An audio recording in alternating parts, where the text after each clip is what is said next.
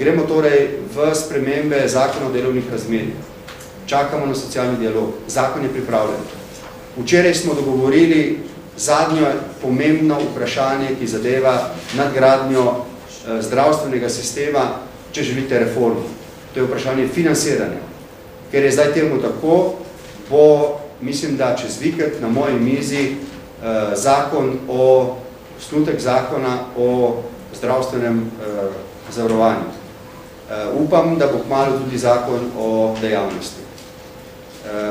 Potem pričakujem, da bomo z socialnimi partnerji diskutirali zlasti tistimi, ki so v ožji državni upravi, zlasti to vprašanje fleksibilnosti, ki zadeva državno upravo, vključno z tem vprašanjem, ki ste ga vi postavili, tudi za nazaj, ampak zlasti za naprej.